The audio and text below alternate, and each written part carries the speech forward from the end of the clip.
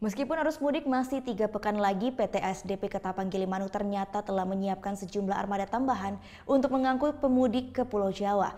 Tidak hanya armada angkatan laut, PT ASDP juga memulai lakukan perbaikan sejumlah fasilitas di Pelabuhan Gilimanuk. Mengantisipasi arus mudik menjelang Lebaran, PT ASDP Ketapang Gilimanuk di Jembrana, Bali mulai memperbaiki sejumlah fasilitas di Pelabuhan Gilimanuk, seperti pengecatan sejumlah rambu, dermaga, serta jembatan penyeberangan penumpang untuk menuju kapal. Perbaikan ini dilakukan untuk memberikan rasa nyaman dan aman para pemudik di saat arus mudik nanti. Selain melakukan perbaikan dermaga, pihak PT ASDP Gilimanuk juga telah menyiapkan penambahan kapal sebanyak 56 unit kapal penumpang. Dari yang sebelumnya hanya sebanyak 32 kapal per harinya. Jadi akan ada tambahan sebanyak 24 kapal penumpang pada saat arus mudik nanti. Dengan sarana prasarana bahwa semua fasilitas di Pelabuhan Ketapang maupun Gilimanuk sudah siap.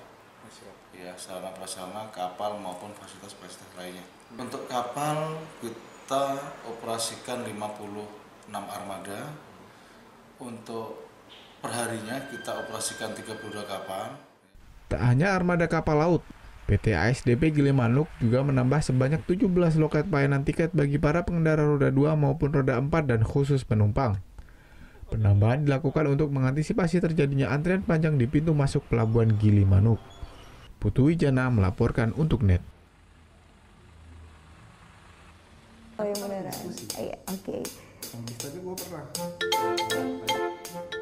Nah, udah kan untuk beritanya? Jangan lupa di subscribe, di like, dan juga di komen ya akun YouTube dari Net Bali. Terima kasih udah subscribe. Yang belum, jangan sampai lupa. Di sebelah sini nih.